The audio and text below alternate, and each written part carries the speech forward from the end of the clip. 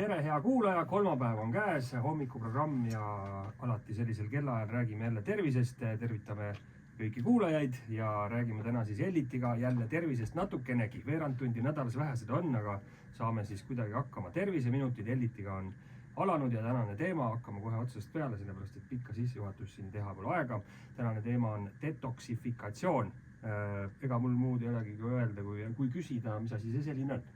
Jah, detoksifikatsioon ehk detoks, võib ka öelda ühendatult, on organismi puhastamine ja sageli hakatakse organismi puhastamisega tegelema just kevadeti ja ongi paljudel jäänud selline arvamus, et see ongi selline kevadpuhastuse aeg. Et me ju korrastame kodu ja samamoodi ka siis iseennast puhastame. Aga tegelikkuses võiks detoks toimuda meil kogu aeg. Kõlab juba keeruliselt, kas see oleks võimalikult lihtsalt, et aasta läbi korralikult toituda? Jah, tegelikult on nii, et on olemas erinevaid programme, on olemas jooke, mille abil ja toidulisandeid, mille abil siis võiks organismi puhastust teha. Mis kindlasti aga tasub silmas pidada on see, et kui me hoiame enda organismi puhtana, siis meil on endal loomulikult see isepuhastus täiesti olemas. Et sageli me lihtsalt ummistame selle ära ja ei annagi võimalust sellel toimida korrektselt. Et täna me saame teada, mis asi seda keha siis ummistab ja kuidas seda korda saaks. No hakkame järjest rääkima. Ehk siis detoksifikatsioon võiks siis midagi seotud olla toksiliste ainetega ja detoksilised ained tähendab, et see on siis nagu millegi eemaldamine, ehk siis toksiliste ainete eemaldamine kehast. No näed, väga hästi järeldatud, tubli. Nii, ja mis need siis on, need toksiinid? Ja toksiinid on siis molekulid, mis inimkehas on võimelised esile kutsuma erinevaid põletikke ja ka haigusi. Ja neid, kuidas me nüüd toksiinid siis satuvad meie organismi, ongi läbi hingamisteede, eks ju, õhust, samuti veest, mida me joome sisse ja tegelikult ka suurel määral toidust, et kui on liiga töödeldud toit, paneeritud toit, ebatervislik toit, siis me saame sellega toksiine, ehk siis neid molekule, mida meie organismil on raske nagu töödelda, eks ju. Ega me nendest ei pääse, eks ole, nendest toksiinidest. Igalt kuskilt neid ikka sisse tuleb ja siis peavad neer ja maks sellega hakkama saama lihtsalt. Väga õige, jah. Neerul ja maksel on väga oluline roll selles, et ja see on ka täiesti loomulik, et organismis tekivad toksiinid, ka organism ise tekitab tegelikult toksiine. Aga samuti on ta võimeline seda väljutama ja siis lihtsalt, eks ju, uriiniga organismist välja saada seda kehast ja ka teistmoodi, näiteks higistades ja nii edasi. Et siis mitte üle suurt koormust panna neerudele ja maksale, siis annab üht-teist ise ära teha. Isepuhastumine on siis kuidagi võimalik? Jah, organismil tegelikult ongi isepuhastuv süsteem olemas, sest tegelikult kujutad ette, kui need toksiinid, mis meie organismi satuvad, oleks võimalik ainult mingisuguste imedieetide või selliste nagu spetsiaalset puhastuse kaudu endast välja saada, et tegelikult see isepuhastuv süsteem toimib meie organismil igapäevaselt. Lihtsalt meie ei tohi seda ära ummistada, et see süsteem toimida saaks. Ma ei ole küll kindel, aga ma eeldan, et kusagil poodides või apteekides on neid igasuguseid toidulisandeid ja huvitavaid rohtusid hästi palju, mis kõik teevad korda. Jaa, see on ju väga palju ka reklaamitud, eks ju, et saab korda, aga kui me teeme nüüd ära selle detoksifikatsiooni programmi näiteks, mingisuguse dieedi läbi, mida soovitatakse, siis ja hiljem me naasime tagasi enda tavatoitumise peale, siis tegelikkuses ei ole ta organismi jaoks väga nagu selline kestev. Küll aga raha on kõvasti läinud. Raha on läinud. Et tegelikult jah, peaks mõtlema selle iga päev ja kõige efektiivsem on siiski elustiili muutmine ja puhta toidu söömine, et tegelikult me koormame, eks ju, enda maksa, et kõige olulisem roll sellel kehapuhastusel ongi maksal, kuna maksal on üle 500 erineva ülesande, et maks on nagu raamatupidaja tegelikult meie organismis, mis siis vaatab, et kuhu millised ained minema peaks ja maks on ka see, kes tunneb ära siis toksilised ained. Ehk siis on vaja kuidagi seda keha puhastada nendest kõikidest mürkidest, mida saab igalt poolt ja suuremas ja vähemas koguses, siis isegi täitsa maitsva söögisest võib saada. Häired, ainevahetuses, haigused, isegi vaimse tervise probleemid on sealt pärit põhimõtteliselt või lõpuks on tulemus see. Jah, et mismoodi see tegelikult siis kõik need toksiinid ja kõik meie organismis on ja kus nad satuvad, eks ju, väga suur oluline näite on ka stress. Kui inimene stressis, eks ju, siis keha ise toodab toksiine. Veel on töödeldud toit, mis võib sisaldada siis rohkelt igasuguseid sünteetilisi lisaaineid. Samuti, eks ju, see ahel hakkab juba pihta seal loomasöödast, kui me sööme, eks ju, looma, et see ahel on hästi pikk, et kuidas toidu sisse need sattuda võivad. Ja ka toidu töötlemisel võib tekkida kantserogeenseid aineid, et näiteks kui oled kuulnud, et kui näiteks kasutada õli ja seda korduvalt kuumutada, siis tekivad seal toksilised ained, eks ju. Et see on ka üks, et mitte lihtsalt õli kuumutamisel, vaid selle korduv kuumutamisel, kui sa kasutad õli mitu korda. Et tegelikult, kui sa oled õli juba kuumutanud, siis seda mitu korda kasutada ei tasu. Ja vähene liikumine on täpselt samamoodi tegelikult probleemiks, sellepärast, et osad nürvid peidavad ennast meie rasvarakkudesse. Ja sealt on juba organismil palju keerulisem neid kätte saada, et siis organismist väljutada. Ühesõnaga, kui isegi proovida nüüd neid igasuguseid toidulisandeid süüa või siis toituda isegi tervislikult, siis kui stress peale tuleb, siis toodad ikka isamale mürki veel peale. Tasuks see ka korras hoida, vaimne pool.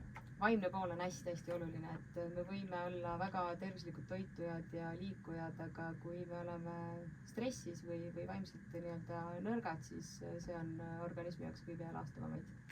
Nii, ja kas me saame siis kuidagi siin lühikese ajaga rääkida, mis need söögid siis on või kuidas siis käituma peab, et see keha ise puhastuks?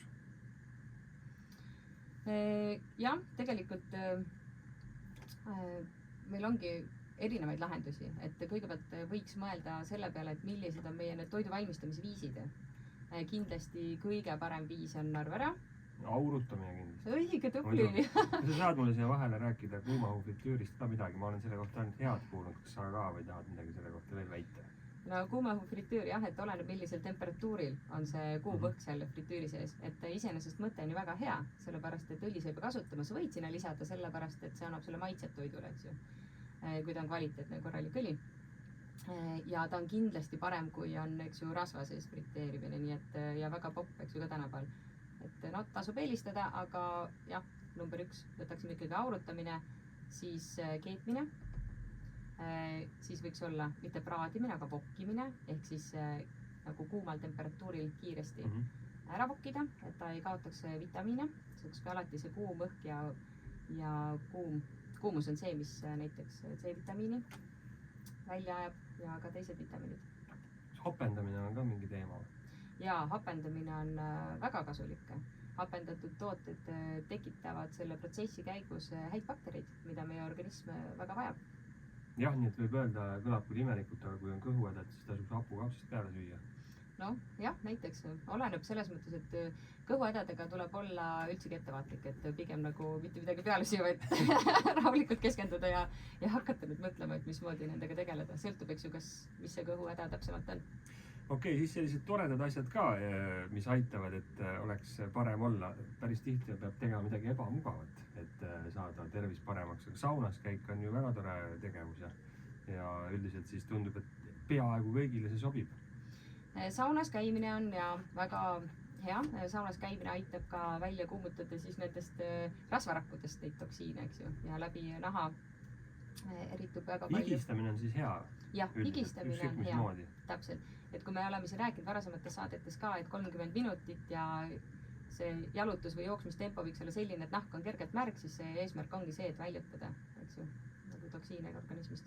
Jah, siis tuletame siin meelde ka, et kui väga suur isu on toksiine väljutada, siis ei maksa saunas tunde aga kannatada, vaid ikkagi mõistlikult, siis muidu hakkavad muud hädad.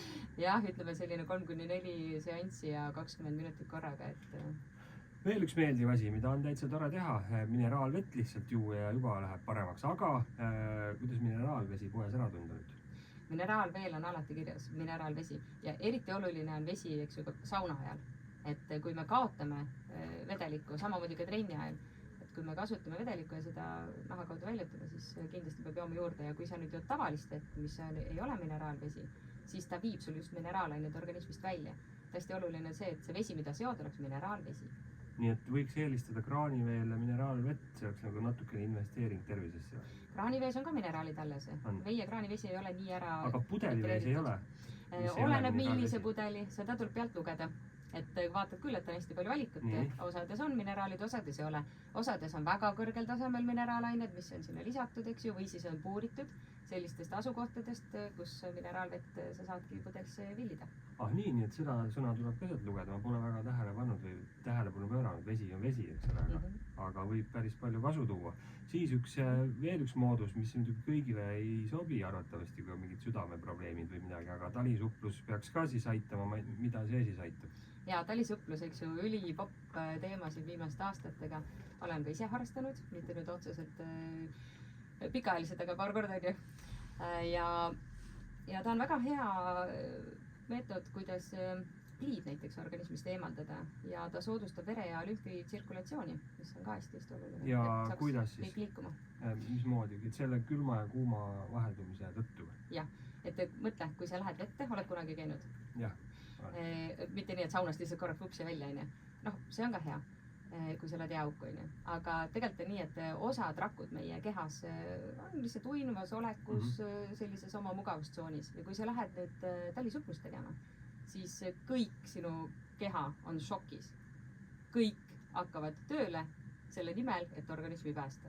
Ja see on see efekt, mis siis tegelikult väga väsitab, et peale talisuplust on hästi mõnus hea uni tuleb, ja kui sa ei ole just profi käid kogu aeg, seal juba keha on ära harjunud, aga sellised esimesed korrad, et talisuplust, aga talisupplusega peab ka ettevaatlik olema ja arvestama iseenda tervislikku olukorda ja kindlasti mitte siis peakad panna.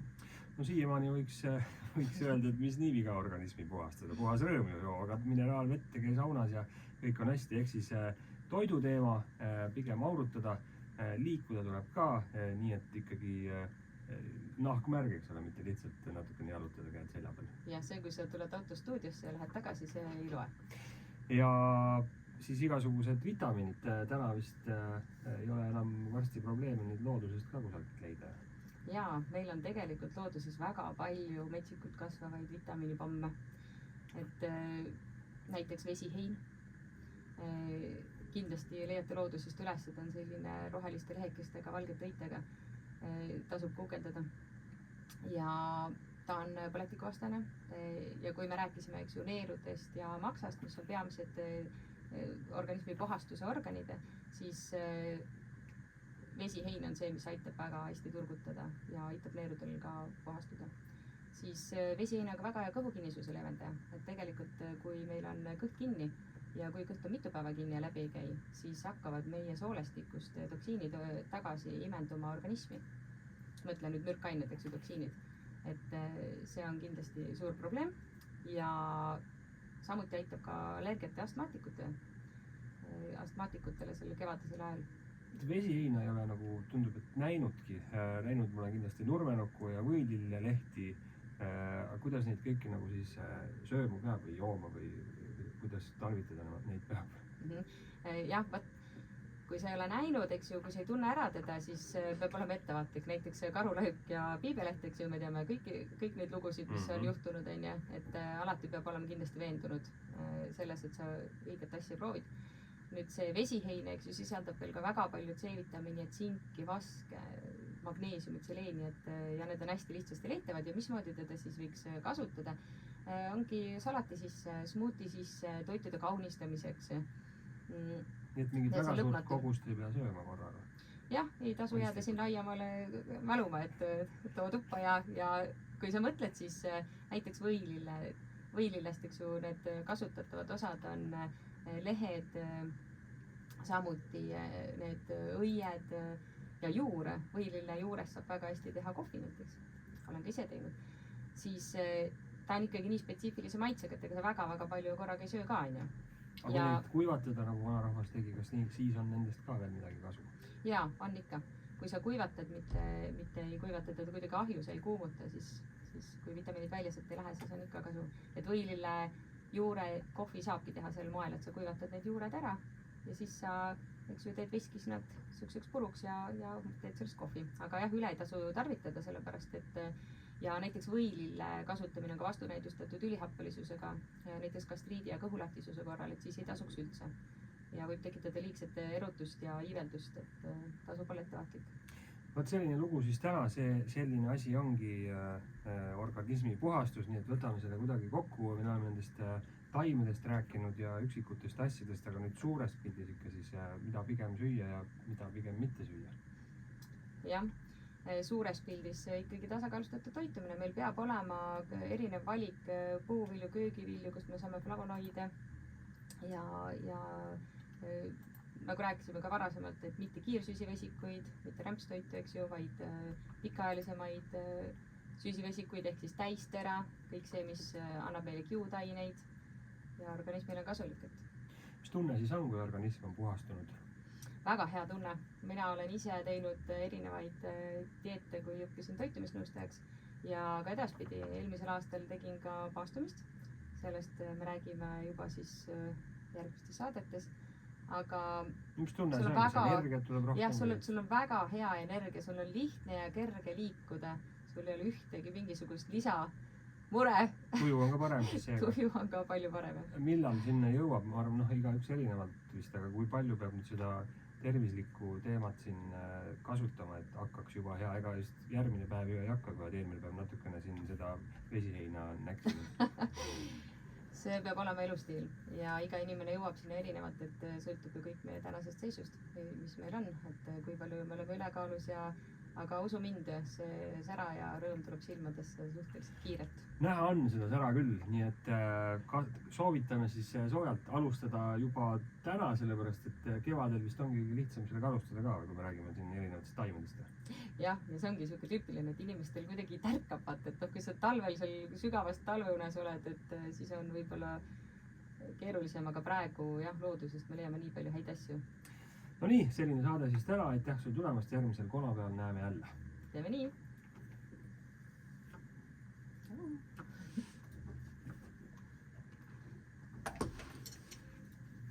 Palju tuli?